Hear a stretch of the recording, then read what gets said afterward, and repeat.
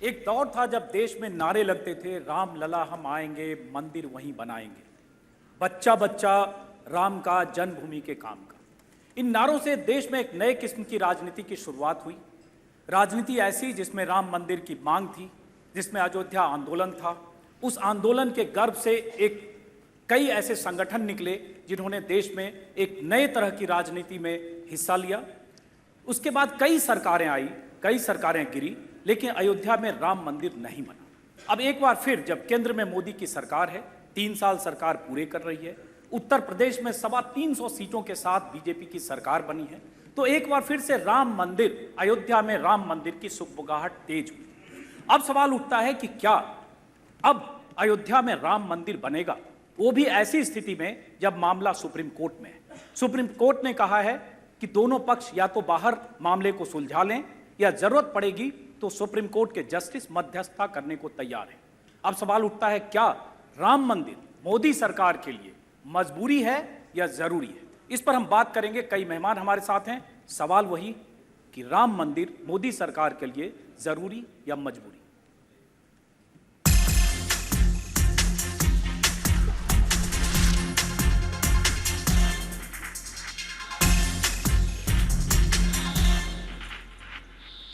क्या मोदी राज में अयोध्या में बनेगा राम मंदिर?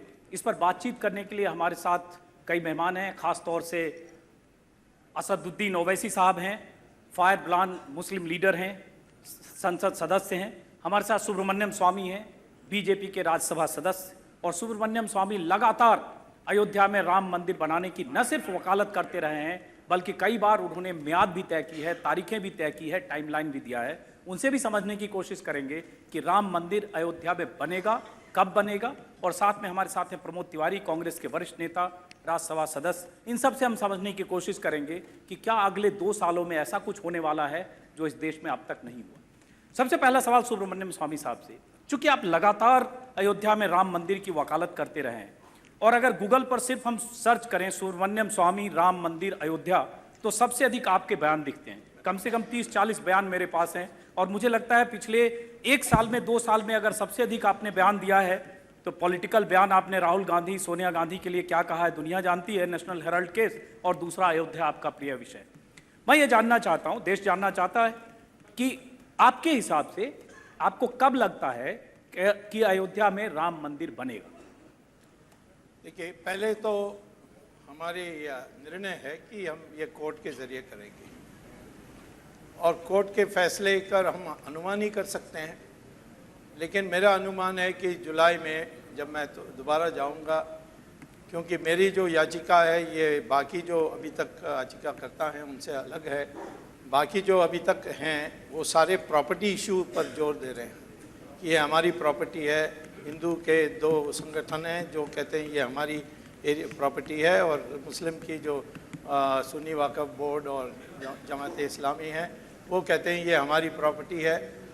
मैं ये कहता हूँ कि मेरा मूलभूत अधिकार है कि वहाँ जहाँ हमारी आस्था है कि राम पैदा हुए वहाँ पूजा करने के लिए, और इसीलिए इस पर फैसला जल्दी होनी चाहिए। तो मैं समझता हूँ कि जुलाई में निश्चित तौर पर एक बेंच बनाई जाएगी, और हम आग्रह करेंगे कि इसकी दिन प्रतिदिन की सुनवाई हो।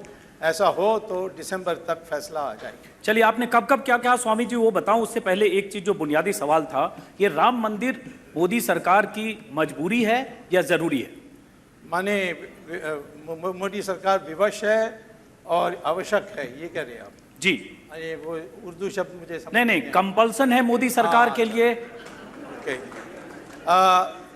ये या नेसेसिटी? ये हमारे लिए अनिवार्य है, क्योंकि इस आंदोलन से ही हमारी बीजेपी पार्टी इस शक्ति पर आई। लोगों की आस्था है कि हम, और विश्वास है कि हम इसको करेंगे, तो इसीलिए हमें आवश्यक है करने का। और मजबूरी आप जो कहते हैं, यानी विवश हैं इसीलिए क्योंकि हमने मैनिफेस्टो में लिखा है कि हम इस 5 साल में करके देंगे। तो स्वामी जी, आप कानून के जानकार हैं, इसलिए मैं बहुत बच के बात करूंगा, क्योंकि मुझे लगता है उस मामले में आपका कोई पार नहीं है। लेकिन आपने अभी कहा कि कानून के मुताबिक करेंगे, कोर्ट का भी आपने जिक्र किया, मैनिफेस्टो में भी जिक्र है, वहां भी कानून का रास्ता ही अख्तियार करने की बात की गई है। आपके कई बयान में पढ़ रहा था, आपने जनवरी 2016 में कहा कि 1 साल के आखिर तक मंदिर निर्माण शुरू हो जाएगा। फिर आपने कहा कि 2 महीने में मंदिर निर्माण शुरू हो जाएगा। फिर पटना में मार्च 2017 में कहा अगले 2 महीने में मंदिर निर्माण का रास्ता साफ हो जाएगा, अगले साल रामनवमी तक मंदिर निर्माण आप शुरू करा देंगे। इसके पहले आपने बीबीसी को एक इंटरव्यू में कहा 2 साल के भीतर मैं मंदिर बनवा दूंगा। तो जब सब कुछ कोर्ट को करना है तो ये सारे बयान आप किस आधार पर कैसे देते हैं? महात्मा गांधी ने भी 1930 में कहा था 1 साल में मैं स्वराज दूंगा, दिया नहीं, 17 साल लगे।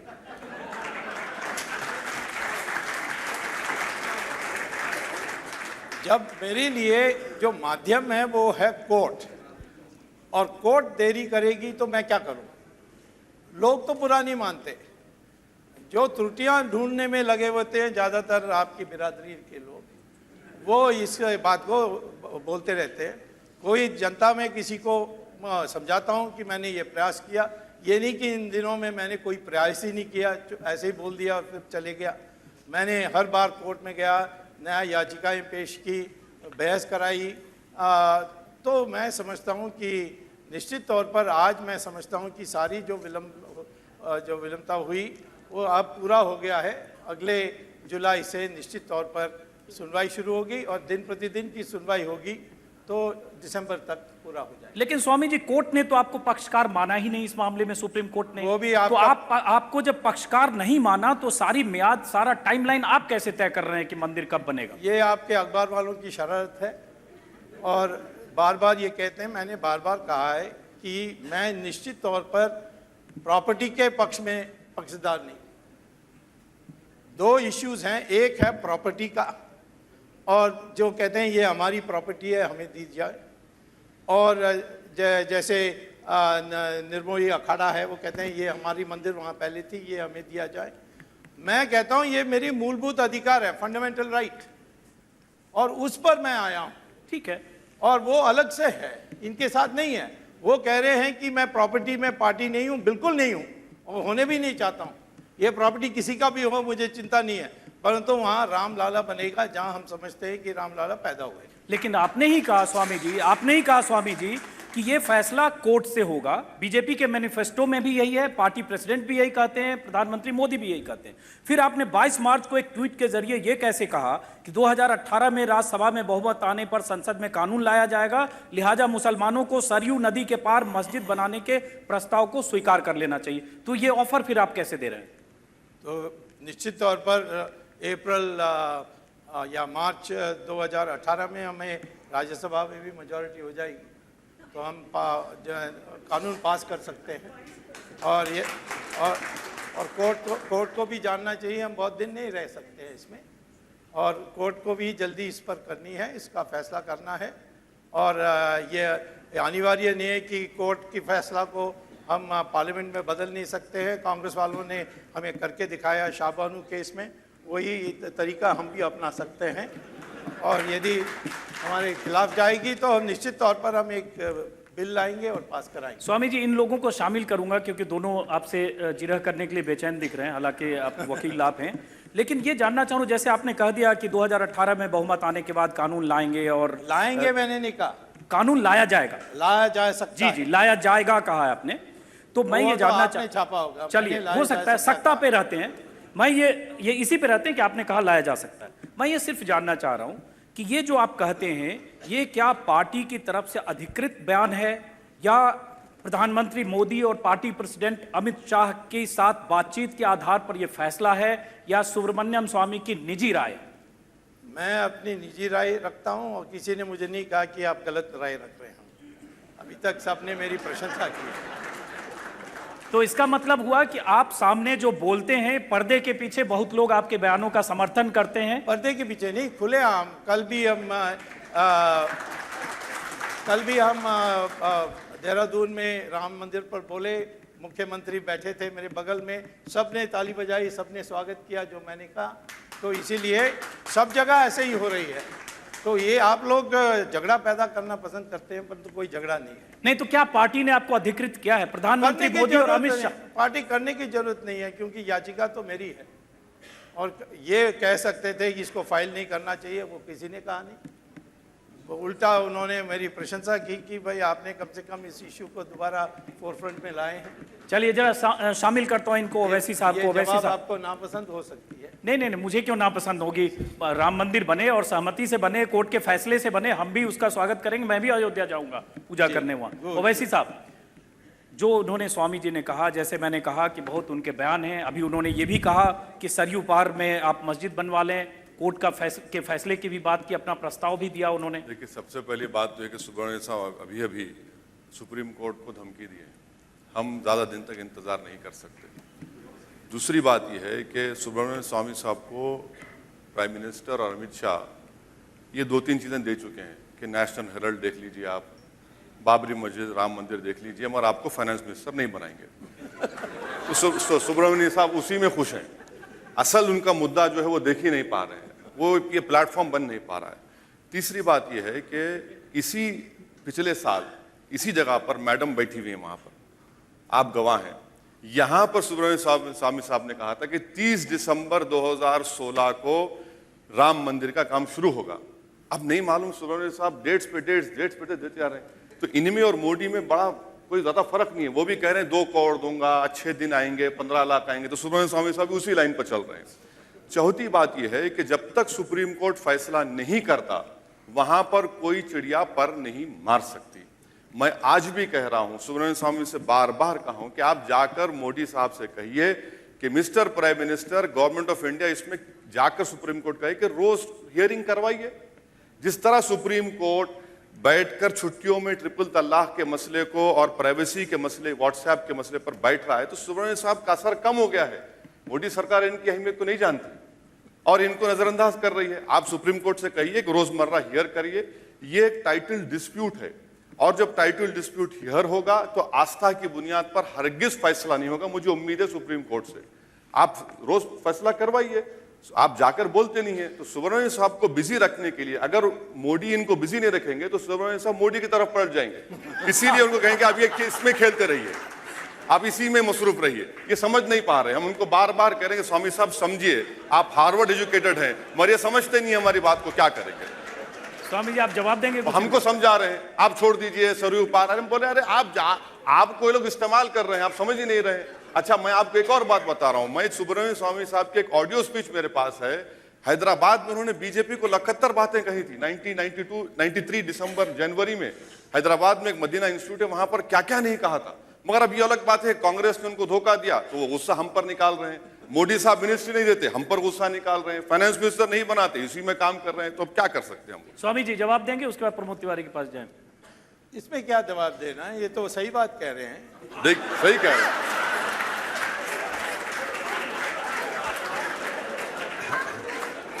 इन्होंने कहा स्वामी जी कि उन्होंने, प्रधानमंत्री मोदी ने आपको इंगेज रखा है, नहीं तो आप उनकी तरफ पलटवार करेंगे। मैंने कभी उनसे, मोदी से नहीं कहा कि मुझे मंत्री बनाओ। इन्होंने कहा कि मंत्री नहीं बनाया इसीलिए उनको यहाँ धकेल दिया। उन्होंने कभी नहीं मुझे... आप फाइनेंस मिनिस्टर बनते तो इकोनॉमी ऐसी होती क्या? नहीं, ऐसी नहीं होती।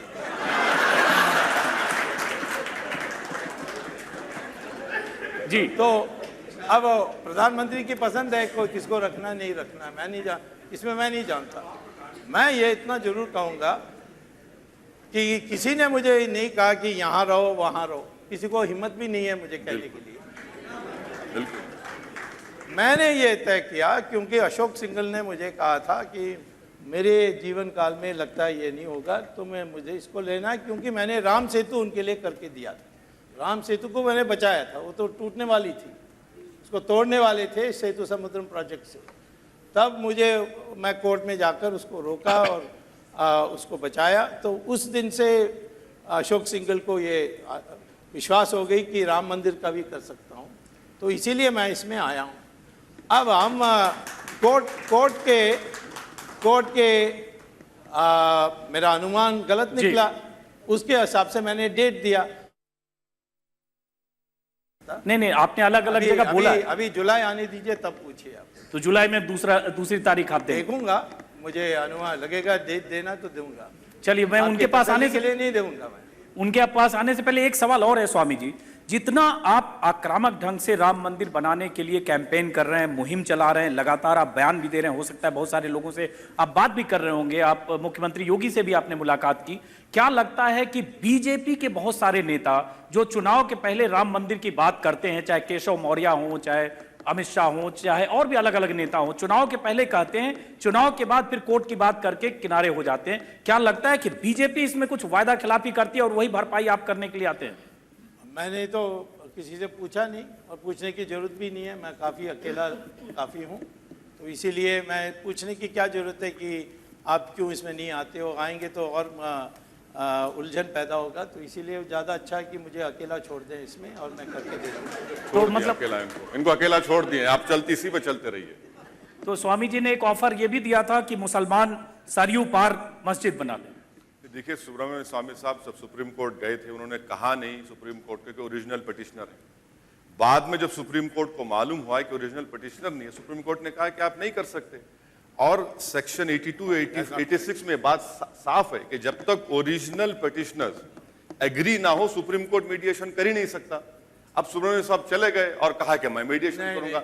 इससे पहले भी कई मर्तबा मीडिएशन हो चुके हैं, नहीं हो, नतीजा निकला। Stated position all India Muslim personal law board का यह है कि सुप्रीम कोर्ट इसकी रोज हियरिंग करे। हम तो मोदी गवर्नमेंट से इस बात को डिमांड करते हैं, बल्कि चैलेंज करते हैं। अगर आपने तो 89 में आपको राम मंदिर याद है, पालनपुर का रेजोल्यूशन, आप जाकर क्यों नहीं कहते सुप्रीम कोर्ट को कि रोज हियरिंग करिए? 6 महीने लगेंगे सिर्फ डॉक्यूमेंट्स का ट्रांसलेशन करने के लिए। आप रोज जाके गवर्नमेंट कहे और हियरिंग करवाए। हम जवाब देना चाह रहे स्वामी जी। इन्होंने एक गलत बात कही कि सुप्रीम कोर्ट ने कहा कि मैं पार्टी नहीं हूं। उन्होंने ये नहीं कहा था।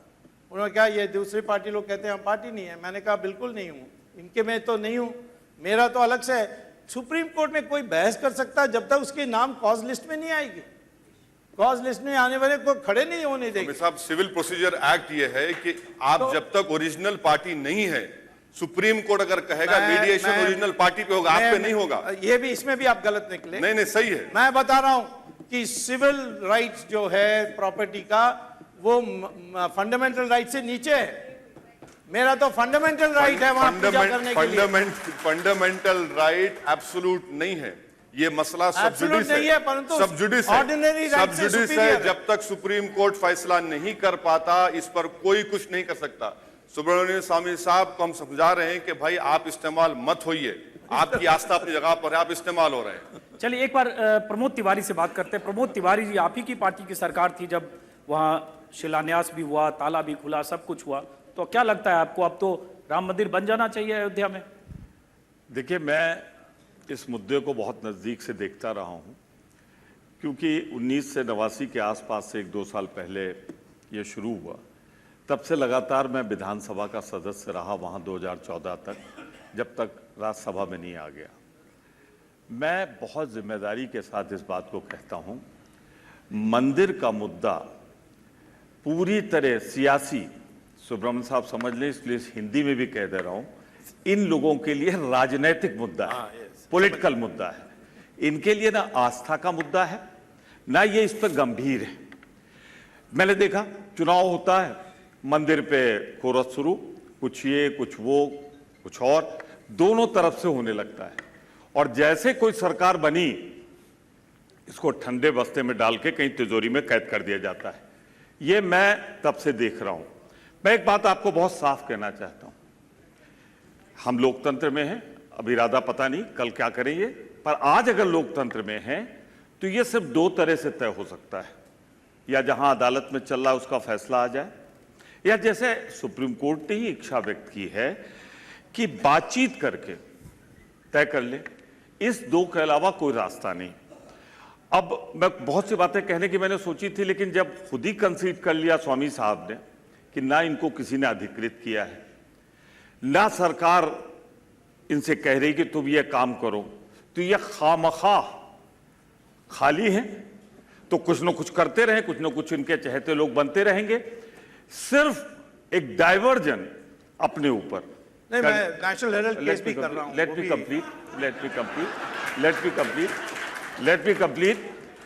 मैं पहले इस पे आ जाऊं। अब देखिए, डाइवर्जन शुरू।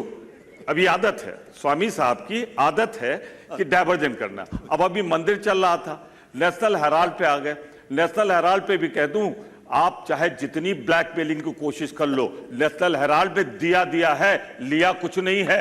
आप जिंदगी भर मुंह की खाते रहे हो और फिर खाते रहोगे उस परिवार के खिलाफ जिसने इस मुल्क की आजादी में जब लड़ाई लड़ी तो आपके बहुत से दोस्त नेशनल हेराल्ड पर बात करेंगे तो स्वामी जी उस पर बहुत बोल सकते हैं। अभी इन्होंने कहा उनके पास भी बहुत एविडेंस है नेशनल हेराल्ड। जिम्मेदारी आपने कहा आपके पास और कोई काम नहीं है, मेरी जिम्मेदारी। मैंने कहा नेशनल हेराल्ड पर भी टाइम दे रहा हूं। देखिए, आप स्वामी साहब मेरे बगल में थे, बहुत कुछ बोलते रहे, बहुत रेलेवेंट बोलते रहे, बहुत इररेलेवेंट भी बोलते रहे, मैंने आपको नहीं टोका। तो आपसे भी मैं उम्मीद करूंगा कि आप मुझे अपनी बात कहने तो दो। जी जी कहिए। मैं साफ कहना चाहता हूं, इससे फायदे बहुत हैं। बहुत से लोगों की दुकानें चल जाती हैं, दुकान लगाते हैं, सामान बेचते हैं, इनका ना मंदिर में बहुत रुचि है, और माफ कीजिएगा बहुत से लोग जो मस्जिद के नाम पे दुकान चलाते हैं उनकी मस्जिद में भी कोई रुचि नहीं है। आपने बहुत अहम बात कही। के लिए सियासी मुद्दा था, है और रहेगा। आपने नहीं, एक मिनट सुनिए, मैंने अपनी आंखों से देखा है। मैं एक बात साफ कहना चाहता हूं, ये क्या है, स्वामी साहब कुछ बोलेंगे, इनकी पार्टी में दूसरे लोगों से बुलवा दिया जाएगा। बीच में बहुत बोल रहे थे, एक दिन मोदी जी ने डांटा इनको, जब से डांटा तब से ये चुप हो गए। सवाल सीधा सा ये, अभी एक सवाल उन्होंने कहा, ओबीसी भाई ने कहा कि आप फाइनेंस मिनिस्टर होते तो इतनी बर्बादी तो नहीं होती। उन्होंने कहा हाँ नहीं होती। तो कहीं ना कहीं मन से निकल आता है। स्वामी जी आपको जवाब देंगे, दो बातें उन्होंने कही, मन से निकल आता है। ये राम मंदिर का विषय है या मंदिर का मुद्दा तय होगा अगर, तो या अदालत तय करेगी या बातचीत से तय करेगा। ये तो अपनी दुकान चला रहे हैं, चलाते रहेंगे। स्वामी जी बहुत बड़ा इल्जाम है कि आप मंदिर के नाम पर दुकान चला रहे हैं और खामखा अपनी तरफ से बोल रहे हैं पार्टी ने, मोदी ने, अमित शाह ने, किसी ने अधिकृत नहीं किया। मैंने पहले ही कह दिया कि मुझे उनकी अनुमति की जरूरत नहीं है। ये विषय अशोक सिंघल जिन्होंने ये आंदोलन शुरू किया था, उन्होंने एक प्रेस कॉन्फ्रेंस बुलाकर कहा था कि मैं ये राम मंदिर का काम स्वामी को सौंप रहा हूँ, उस जिम्मेदारी से मैं कर रहा हूँ। और मैंने कभी नहीं कहा कि ये बीजेपी ने मुझसे कहा कि इसको करो। तो अगर राम मंदिर बनेगा तो उसका पूरा क्रेडिट सिर्फ सुब्रमण्यम स्वामी को होगा या बीजेपी और अमित शाह, मोदी और बाकी लोगों को भी होगा, हमारे जो 25 साल से राजनीति कर रहे हैं? देश की संस्कृति है कि करने के बाद सब कहेंगे कि हमने किया। इमरजेंसी के लिए मैंने खुद लड़ा, पर बाद में सब लोग कह रहे थे हम भी लड़े, हम भी ऐसे परेशान हुए, जो छिपे हुए थे, किसी ने माफीनामा लिखी। ऐसे लोगों ने भी, हमारे देश में क्रेडिट लेने के लिए तो बहुत लोग आगे आ जाते हैं।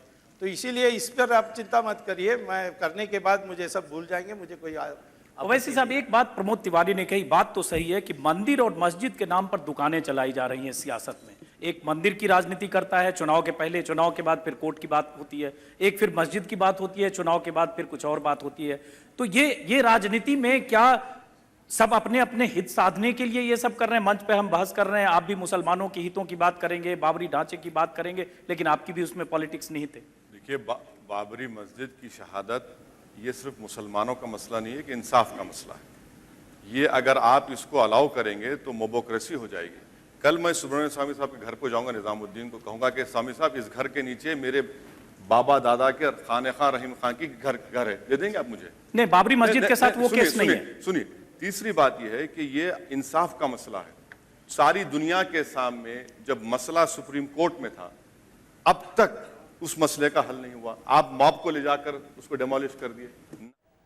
इंडिया टीवी में इस वक्त बहस का मुद्दा है, मोदी राज में राम मंदिर ही जरूरी है या मजबूरी। बहुत तीखी बहस चल रही है, आपको सीधे वहां ले चलते हैं।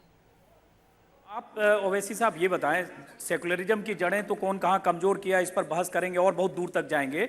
लेकिन अगर सुप्रीम कोर्ट कहता है कि दोनों पक्ष मिल बैठ के तय कर लें और उसके बाद सहमति से कोई रास्ता निकालें, तो इसमें आपको क्यों ऐतराज है? सुप्रीम कोर्ट को यह मालूम है कि कानून में ओरिजिनल पिटिशनर्स जब तक राजी नहीं हुए, सुप्रीम कोर्ट मीडिएशन का ऑफर नहीं कर सकता। मैं आपको और आखिरी बात, सुप्रीम कोर्ट का काम है फैसला दे। सुप्रीम कोर्ट क्यों भाग रहा है फैसले अब ये सुप्रीम कोर्ट को ये तय आप करना चाहते हैं? तय करना है। मुझे लगता है जो चीफ जस्टिस हैं वो कानून जानते होंगे और आपसे कम नहीं जानते होंगे। अगर उन्होंने कहा हमारा पैसा सुप्रीम कोर्ट को लग नहीं रहा है क्या, टैक्स पेयर का? सुप्रीम कोर्ट का काम है कि इस पर फैसला करे। ये आखिरी कोर्ट ऑफ अपील है, इसके बाद कोई अपील नहीं है। और मुसलमानों का स्टेटेड पोजीशन ये है कि जो फैसला आएगा हम उसको कबूल करेंगे। सुप्रीम कोर्ट क्यों मीडिएशन करेगा? सुप्रीम कोर्ट फैसला दे। जिस तरह सुप्रीम कोर्ट ट्रिपल तलाक का फैसला देने वाला है, अब तक सुप्रीम कोर्ट में कंटेम्प्ट पिटीशन हियर नहीं हुआ। 22-23 साल हो गए कंटेम्प्ट पिटीशन हियर नहीं हुआ। मैं आपको बीच में रोक रहा हूं। सुप्रीम कोर्ट ने जब कहा कि दोनों पक्ष मध्यस्थता सुप्रीम करे, कोर्ट ने नहीं सुन कहा। तो लीजिए, नहीं, सुप्रीम कोर्ट ने नहीं कहा। दोनों पक्ष आप अगर मिल गलत बैठ कह रहे हैं। के बात करें, सुप्रीम कोर्ट नहीं मध्यस्थ कहा। बनने को तैयार है जस्टिस। अब मैं एक सेकंड सुन तो जस्टिस लीजिए। कहर ने बाद में कहा कि मिस्टर स्वामी आपने नहीं कहा कि ओरिजिनल पिटिशनर है, तो सुप्रीम कोर्ट का ऑफर खत्म हो चुका है, वो गलत था वो। लेकिन जो अयोध्या में पक्षकार हैं वो कह रहे हैं कि हम लोग बैठकर हो सकता है कुछ रास्ता भी निकालें, बशर्ते कि उसमें ओवैसी और सुब्रमण्यम स्वामी जैसे लोग बीच से निकल जाएं। ओवैसी भी बाबरी मस्जिद के ताल्लुक से ना मेरी नस्ल फैसला कर सकती उस बारे में। हमारा पोजीशन ये है कि आप सुप्रीम कोर्ट इसको हियर करे, रोज हियर करे, जो फैसला आएगा पूरी हिंदुस्तान की आवाम को मानना पड़ेगा। तो मतलब आप किसी तरह से ये कहते हैं कि कोई उपाय नहीं है कोई कि अगर दोनों पक्ष आपस में सहमति के आधार पर कुछ तय करे, उसके आप खिलाफ हैं? सर फिर सुप्रीम कोर्ट किस लिए है? सुप्रीम कोर्ट मीडिएशन करेगा। सुप्रीम कोर्ट का काम है फैसला दे। हम उम्मीद कर रहे हैं कि सुप्रीम कोर्ट आस्था की बुनियाद पर नहीं बल्कि टाइटल डिस्प्यूट है, वो डॉक्यूमेंट्स के ऊपर, एविडेंस के ऊपर फैसला देना चाहिए, और सुप्रीम कोर्ट आखिरी कोर्ट है। हाँ, तो हाई कोर्ट ने तो पहले माना है कि वहां राम मंदिर और उसके अवशेष मिले। स्वामी जी इनका जवाब देंगे आप? हाई क्योंकि कोर्ट का कानूनी फैसला पहलू तो सुप्रीम आप कोर्ट ज्यादा स्टे बता लगाए। पाएंगे इनको। पहले सुनने के लिए तैयार तो मैं जी जवाब जी देता जी हूं। बिल्कुल। पहले तो ये जो टाइटल की बात कर रहे हैं, ये इलाहाबाद हाई कोर्ट ने बड़ी 16 साल लगाई और कहा कि टाइटल डिस्प्यूट में कोई निराधार है, कोई इनकी टाइटल नहीं है। और टाइटल कैसे बनी, उनकी आर्ग्यूमेंट्स को देखिए। वो कहते हैं कि बाबर ने इसको लिया और एडवर्स पोजेशन से ये हमारी हो गई। अब एडवर्स पोजेशन तब हो सकती है जब किसी ने विरोध नहीं किया। सालों साल हिंदुओं ने इस पर एजिटेशन की, कई लोग मरे, इसकी सारी डॉक्यूमेंटेशन है। दूसरी बात है, जो मूल बात है कि ये बाबरी मस्जिद और राम मंदिर दोनों को बराबर देखते हैं। मैं कहता हूँ you can not do that, क्योंकि मस्जिद में नमाज पढ़ी जाती है और नमाज कहीं भी पढ़ी जा सकती है, परंतु रामलला जहाँ पैदा हुए एक ही जगह है, वो है अयोध्या में, और इसीलिए मंदिर बनेगी रामलला के लिए तो वहीं बन सकती है और कहीं नहीं बन सकती है। आप मस्जिद कहीं भी बना सकते हैं, आप तो रेलवे प्लेटफॉर्म में नमाज पढ़ते हो, ओपन सड़क में नमाज पढ़ते हो, और सारे मुसलमान देशों में मस्जिद को तोड़ते हैं रोड बनाने के लिए, अपार्टमेंट बिल्डिंग्स बनाने के लिए। ईरान में करते हैं, सऊदी अरेबिया में करते हैं। सारे मैंने डॉक्यूमेंट्स इकट्ठे करके मैंने सुप्रीम कोर्ट को दिया है। तो इसीलिए ये मस्जिद और मंदिर को बराबर करना ये गलत है। मस्जिद कहीं भी बन सकता है, सरयू नदी के उस पार भी बन सकता है। अयोध्या में 27 मस्जिद हैं, उसमें कहीं नमाज नहीं हो रही है। सब गाय भैंस को वहाँ देखने के लिए आपको मिलता है, क्योंकि वहाँ मुसलमान जहाँ मस्जिद घर के निकट है वहीं जाते हैं। वहाँ उस एरिया में कोई नहीं मस्जिद में नमाज के लिए आएगा, परंतु मस्जिद फिर भी बनाना है तो सरयू नदी के उस पार बना सकते हो, क्योंकि मस्जिद को शिफ्ट कर सकते हैं, मस्जिद को तोड़ सकते हैं इस्लामिक लॉ में, लेकिन मंदिर एक बार प्राण प्रतिष्ठा पूजा से बन जाए तो उसको कोई तोड़ नहीं सकता, उसको कोई शिफ्ट नहीं कर सकता। इसका जवाब ये देंगे, लेकिन उससे पहले स्वामी जी, जो मैंने कहा कि अयोध्या में कुछ ऐसे महंत हैं, महंत ज्ञानदास और बहुत सारे ऐसे लोग कहते हैं कि सुब्रमण्यम स्वामी इस मामले से, विवाद से किनारे हट जाएं तो शायद दोनों पक्ष बैठकर कोई सहमति से रास्ता निकल पाए। पता नहीं आप किससे बात की, क्योंकि 7 जून को सारे महंत लोग जो अयोध्या के हैं मुझे आम सभा संबोधित करने के लिए बुलाया, तो आप आकर देख लीजिए किसने मेरा विरोध किया। हो सकता है कि आपके इंडिया टीवी के कोई लोगों ने महंत ज्ञानदास हैं, उन्होंने कहा, महाज्ञानदास उपस्थित होने वाले हैं, वो नित्य गोपाल दास होने वाले हैं, महंत ज्ञानदास और इकबाल अंसारी, पता नहीं और जो दोनों पक्षकार हैं उनके बयान मेरे पास हैं। स्वामी जी, आपके नाम के साथ बयान है। तो बात नहीं की, आपने जो छपी हुई बात है उसको कह रहे हो। अब उनसे तो नहीं बात की, मैंने बात की है, और मैं जा रहा हूँ 7 जून को, आप भी आइए और देखिए कि हमारी टीम जाएगी। चलिए, एक सवाल, जैसे इन्होंने कंप्लीटली खारिज किया कि किसी ढंग से आपसी सहमति की गुंजाइश, इन्होंने कहा कि नहीं है, आप क्या मानते हैं? मैं भी मानता हूं कि इस कोर्ट को फैसला करना चाहिए और कोर्ट हमारे पक्ष में करेगी, जैसे इलाहाबाद हाई कोर्ट ने किया। चलिए, ओवैसी साहब कुछ जवाब देंगे, फिर प्रमोद जी के पास जाऊंगा मैं। नहीं, सुब्रमण्यम उन्होंने मस्जिद के बारे में बहुत कुछ कहा दिया, आप तो उनके निजामुद्दीन के मकान के बारे में कहने लगे। अगर मैं निजामुद्दीन घर को चले जाऊंगा मेरे घर और जाकर खोदना शुरू कर दूंगा। एक मिनट ओवैसी जी, मैं घर छोड़ने के लिए तैयार हूं, आप मस्जिद छोड़ दीजिए। लीजिए। मैं स्वामी साहब से ये कहूंगा कि मस्जिद मेरा घर नहीं है, वो अल्लाह का घर है। मेरा घर आपके लिए अल्लाह का हाजिर है। आप घर नहीं बीजेपी है, छोड़ ये दीजिए, मत मेरे घर में कहिए। आ जाइए। ये मत आप बीजेपी कहिए। छोड़ दीजिए, मेरे घर को आ जाइए। हाँ। सुनिए सुनिए स्वामी साहब, मैं आपको डिस्टर्ब नहीं आप काफिर बन सवाल जाएंगे। सवाल सवाल यहाँ पर घर की नहीं है, सवाल यहाँ पर इंसाफ की है। इंसाफ का मुतकाजा ये है कि क्या हम एक मॉब को अलाउ करेंगे जो जाकर मस्जिद को शहीद किया? क्या हम सुप्रीम कोर्ट से नहीं कह सकते कि आप इसको रोजमर्रा हियर करिए? तीसरी बात ये, स्वामी साहब बार बार बोलते हैं ईरान में ऐसा हुआ।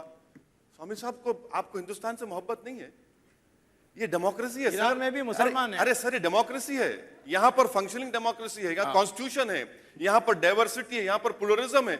आप ही की सरकार जाकर यूनाइटेड नेशंस में कहती है कि प्लुरलिज्म, सेकुलरिज्म इस मुल्क का बुनियाद है। तो आप क्यों मेरे को ईरान से मिलाते? अरे आपका डीएनए है क्या ईरान में? मेरा तो नहीं है, मैं तो हिंदुस्तान का हूं। मुझे ईरान से क्या करना है? सऊदी अरब? मुझे हिंदुस्तान के दस्तूर कॉन्स्टिट्यूशन से मतलब है। मैं ये कह रहा हूं कि देखिए, इतिहास में कॉन्स्टिट्यूशन नहीं था।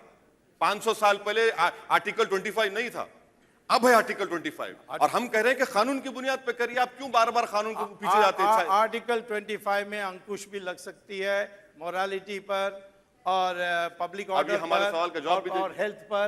और ये इमोरल है कि बाबर ने मंदिर को तोड़ करके वहां मस्जिद बनाने के लिए आदेश दिया। बाबर से गलती हुई कि आर्टिकल 25 नहीं बनाया उस वक्त। वो ये देखिए, बाबर से गलती हुई कि आर्टिकल 25 बना देता हूं। ये देखिए बाबा, ये फिर कुछ प्रोवोकेटिव बात कर रहे हैं, तो रिपीट करिए जरा, सुने वो जवाब देंगे। मैं तो कहता हूं कि इनको डेमोक्रेसी में विश्वास हो गया, बहुत अच्छा है।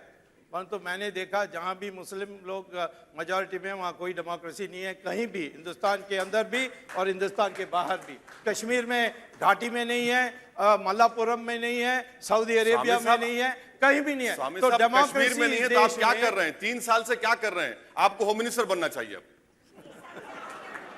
कश्मीर में क्या हो रहा है? आपकी गवर्नमेंट एक पंडित को लेकर नहीं गए। आप एक पंडित को, वहां पर सिपाहियों के सर काट दिए जा रहे हैं स्वामी साहब, वहां पर आर्मी बेस पर हमला हो रहा है। कहां गई आपकी मोहब्बत?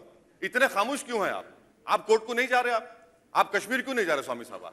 आप जितने गाय रक्षक को जमा करिए, सबको भिजाइए वहां पर, भिजाकर उनको ठहरा दीजिए सामने। मामला को चलिए 1 मिनट, जरा कुछ सवाल हम ऑडियंस से लेते हैं।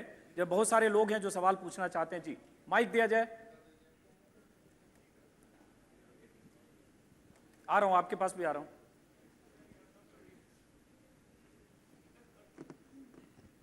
अजीत भाई, मेरा सवाल ओवैसी साहब से है। स्वामी जी ने राम सेतु तो बचा दिया और उन्होंने प्रूव ये कर दिया राम मंदिर भी वो बना देंगे। तो आप भी इस बात से इत्तेफाक रखें कि अगर राम है, राम सेतु बचा दिया, तो राम से तू है। क्योंकि अभी रमज़ान स्टार्ट होगी, नाम उसका राम धन है, और दिवाली भी हमारी और होली भी हमारी, उसमें अली भी हमारा है। तो आप थोड़ा सा आगे बढ़ें सर, जैसे स्वामी साहब कह रहे हैं कर लें, अच्छा रहेगा। और प्रमोद जी से मेरा सवाल ये है, प्रमोद जी से इन्होंने बात की कि जो है स्वामी साहब करते रहें। तो सर मेरे को ये समझ नहीं आया कि जो इटली से आए लोग हैं, उनका जब देश का विभाजन होता उनका क्या रोल था? अब छोड़ दें ये गुलामी, आप गुलामी की जंजीरों से निकल आए प्लीज। चलिए, सवाल मुझसे आप बोल दीजिए। इटली की बात आ गई, आप बोलिए। इटली का मामला है, मैं कर लूं? मैं बहुत साफ जवाब देना चाहता हूं आपको। जब बहुत पिट पिटा जाता है ये मुद्दा, अच्छा हुआ आप तब नहीं पैदा हुए थे जब सीता माता यहां थी, वरना उनको भी आप कहीं भेज देते। तो छोड़िए, जाने दीजिए। हमें अपने नेता पे नाज है, जिस तरह उन्होंने किया है, जिस तरह प्रधानमंत्री पद ठुकराया है। ये लोग तो ऐसे हैं जो प्रधानमंत्री पद के लिए आडवाणी जी को बनवास भेज देते हैं। छोड़िए, अब मुझे लगता है आप मुद्दे पर सवाल आते हैं। करिए, मुद्दे पर सवाल एक करिए, मिनट, जवाब मत दीजिए। एक मिनट, मुद्दे पर आते हैं, मुद्दे पर आते हैं। बहुत सारे लोगों का सवाल है, वक्त कम है हमारे पास। सवाल था इसलिए मैंने जवाब दिया।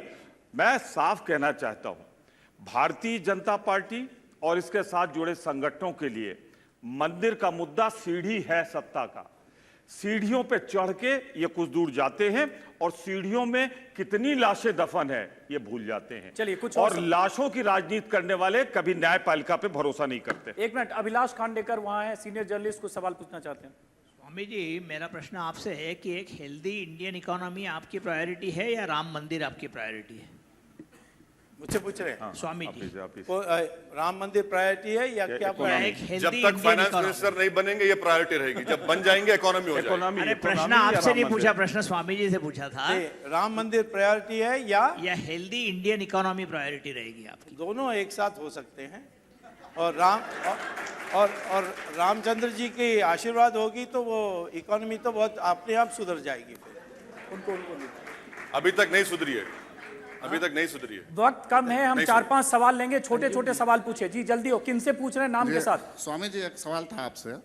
आप बार बार ये कह रहे हैं कि अशोक सिंघल जी ने मुझे ये काम सौंपा है, थोड़ा जोर से। डायरेक्ट पता चलता है कि आपकी कोई आस्था राम मंदिर में नहीं है, बल्कि आप कॉन्ट्रैक्ट पे ये काम लिए हुए हैं। अशोक सिंघल जी ने ये कॉन्ट्रैक्ट आपको दिया है, आस्था की बुनियाद पर आप ये काम करना नहीं चाहते जी। दूसरी बात, एक जो आपने नहीं, ये कहा एक कि सवाल छोटा सा इसी से पूछिए, बहुत सारे रिलेटेड लोग। इसी से रिलेटेड 2018 में कहते हैं कि राज्यसभा में अक्सरियत आ जाएगी तो हम बिल भी ला सकते हैं। मुझे जहाँ तक इल्म है कि अगर ये सुप्रीम कोर्ट में कोई भी मामला विचाराधीन हो तो आप उसको पार्लियामेंट में भी नहीं ला सकते, तो फिर आप कैसे लाएंगे? नहीं, ऐसा कोई रुकावट नहीं है। सुप्रीम कोर्ट के एक बार शाहबानू पर फैसला हुआ था, उसको उल्टा कर दिया था पार्लियामेंट में। आप साक्षी हैं इसके। और मैं ये भी एक शब्द कांग्रेस के लिए पक्ष में बोलना चाहता हूँ कि मंदिर की, मस्जिद की जो ताला खोली कांग्रेस ने की थी। पहले शिलान्यास राजीव गांधी की अनुमति से हुई, और जब नरसिम्हा राव थे उन्होंने प्रेसिडेंट रूल लागू करने में देरी इसलिए की कि वहाँ एक छोटी सी मंदिर बन जाए जिसमें पूजा चालू हो जाए।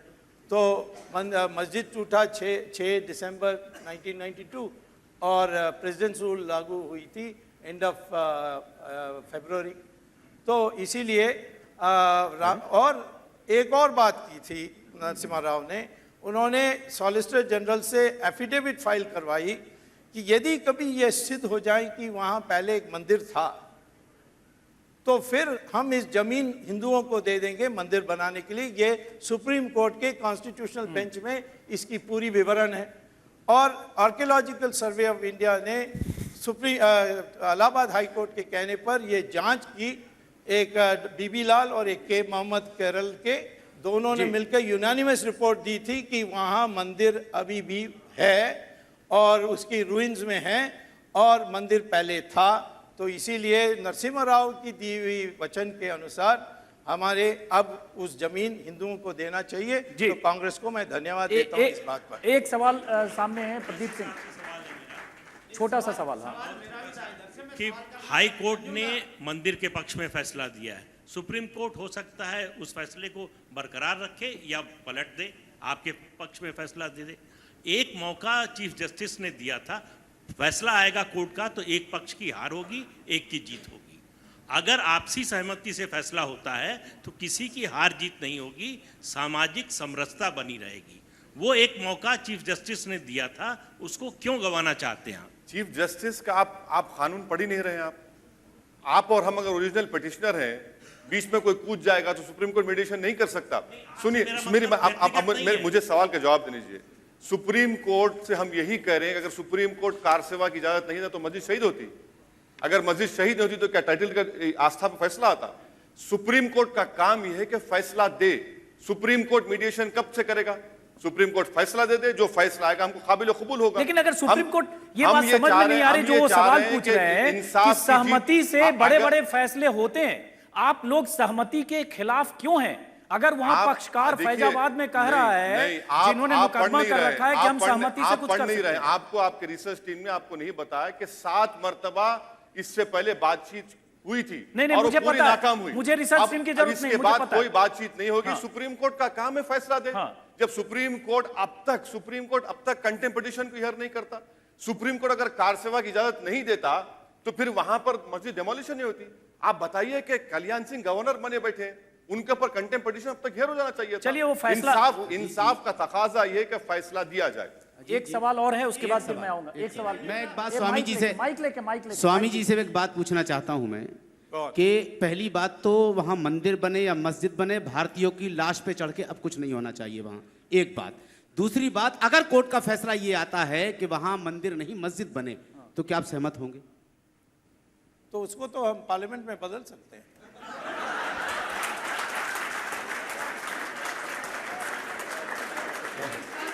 एक सेकंड, बहुत अहम बात कही दर्शकों के लिए। एक सेकंड, आपकी आवाज ऐसी नहीं आएगी। माइक उनको दीजिए, माइक दीजिए, उनको माइक दीजिए। इंतजार किस बात का है? फिर कोर्ट का इंतजार क्यों कर रहे हैं आप? क्यों बार बार आप कोर्ट जा रहे हैं, धक्के खा के बाहर आ रहे हैं वहां से? क्योंकि मुझे पूरा विश्वास है कोर्ट में हम जीतने वाले हैं। ये क्या बात हुई? मतलब आपको पता है कि फैसला क्या आने वाला है? ये तो लोकतंत्र में लिखा है कि जो कुछ हो रहा है सब स्वामी जी को पता है। सुप्रीम कोर्ट की सुनिए, फैसला आई, एक मिनट, बहस मत करिए, उसको हो गया, वक्त कम है कांग्रेस हमारे ने पास। करके दिखाया हमें कि फैसला सुप्रीम कोर्ट का बदला जा जो सकता है। कांग्रेस करेगी वो आप करेंगे। उस समय आपके पक्ष में थी तो आप संतुष्ट हैं। एक मिनट। अब हम करते हैं ऐसे शोर मत करिए। सवाल मैं इन तीनों लोगों से करना चाह रहा हूँ। नहीं, एक मिनट, किधर से बोल रहे हैं आप? ऐसे नहीं, बीच में से बोल रहा हूँ, बीच में से इधर देखिए सामने। नहीं, एक मिनट रुक जाइए। प्रमोद तिवारी, 30 सेकंड टाइम है, चूंकि प्रोग्राम खत्म करना पड़ेगा। आप कुछ कहना चाह रहे हैं शायद?